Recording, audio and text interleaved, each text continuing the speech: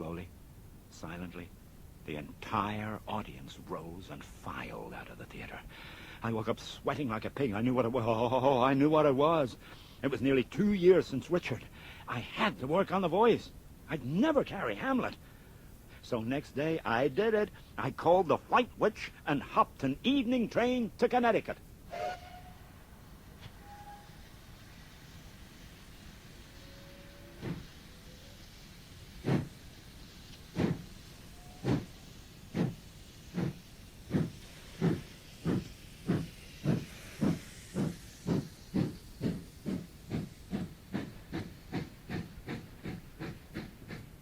Alone in the compartment, I settled back, dreaming of the theater.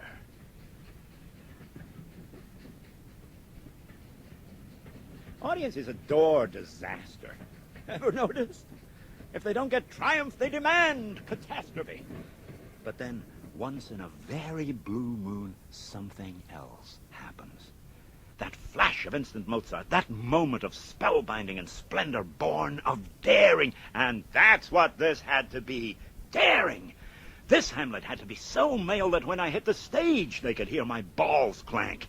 I mean, come on. American audiences had been subjected for years to posers, pretty-pieing verse, striking attitudes, passing it all off as great acting.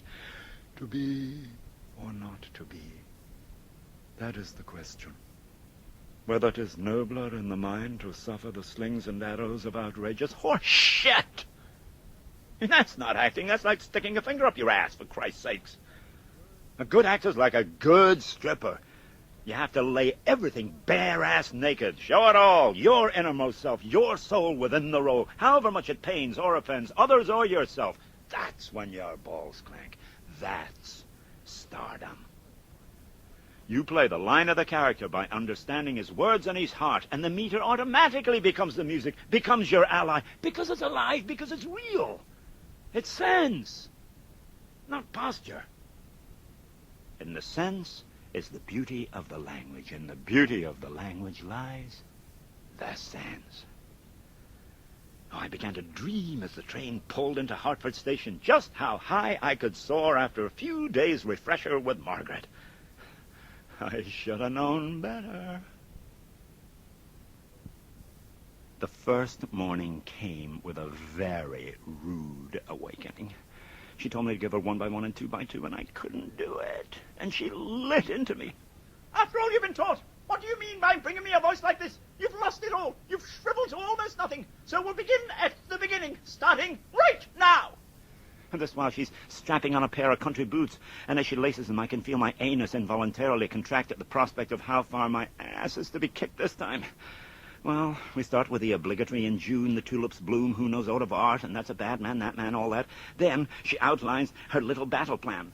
First, you will give me 1 by 1 and 2 by 2. Then you will sing the laughing policeman. The what? You will follow this immediately with a lass with a delicate air, an essay in voice placement and control. I don't think I can manage all that. You will, and by the end you'll be singing Nessun Dorma. Oh, that's not possible. I'm not a tenor.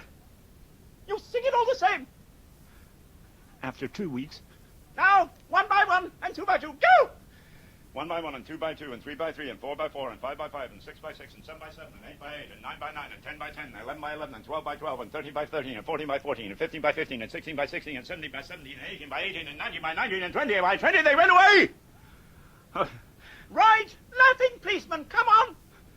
I know a fat old policeman. He's always on our street. A big and jolly red-faced man. He really is a treat. He's too kind for a policeman. He's never known to frown. And everybody says he is the happiest man in town.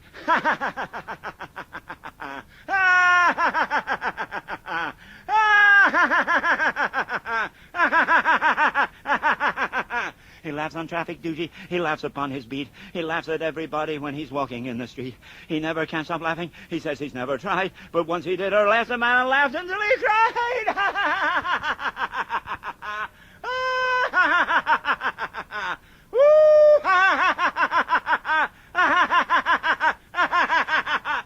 Now, delicate air, go! Oh, wait a minute. Hold it. Whoa. Give me a chance. Get my breath back. You don't get breath here. You make it delicate air. full control, holding the last note for 15 seconds, if you please. Go! With a delicate air, the lass with a delicate air.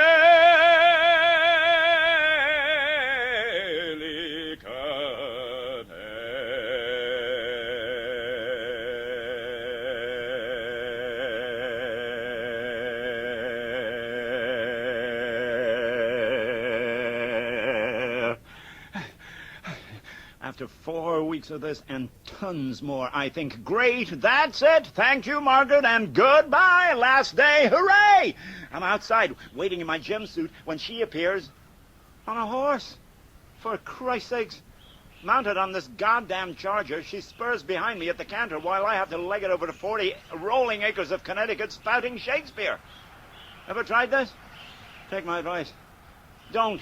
Stamina, to be or not to be, go, run! To be or not to be, that is the question.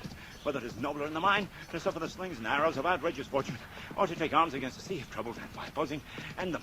To die, to sleep, no more. And by a sleep to say we end the heartaches and the thousand natural shocks that flesh is heir to. 'Tis the consummation devoutly to be wished. To die, to sleep, I'll say. Go on! To sleep, perchance to dream. Aye, there's the rub. For in that sleep of death, what dreams may come when we have shuffled off this mortal coil must give us pause. There's a respect makes calamity of so long life. For who would bear the whips and scorns of time, the oppressor's wrong, the proud man's consummate, the pangs of despised love, the law's delay. Can't hear you, the bloody law's delay! The insolence of office, and the spurns of patient merit of the unworthy takes when he himself might his quietest make with a fair bodkin. Who would fardel better grunt and sweat under a weary life? But oh, forget it. Go on, run! I am running! Running out of steam. Go on! But that the thought... Oh, but that the thought of something after death, that undiscovered country from whose bourne no traveller returns, puzzles the will and makes us rather bear those ills we have than fly to others that we know not of. Thus conscience does make cowards of us all. And thus... resolution is simply no, with a pale constant thought and enterprises of great pith and moment. With this regard, there cannot turn awry and lose the name of action. And again, oh, thank God, the fair bloody Ophelia, nymph, in thy arises may I sleep for 1,000,000,000 years. Get up! You're not finished yet. You want to bet? Come on now, give me Al Jolson, personality and style. Oh, jeez Louise. Watch them shoveling along. Oh, see them shoveling along. Just take your best gal, your real pal, down to the levee. I said the levee, come and join that rancher shoveling throng. Hear that music and song. I said it's great, mate, waiting on the levee, waiting for the Robert E. Lee. Now listen, Dollar. Oh, no. No, come on. No hesitating. I'm not hesitating. I can't find the note. Oh, thanks a lot. Dilegua noti tramontate stelle, tramontate stelle, all'alba vincerò, vincerò, vincerò.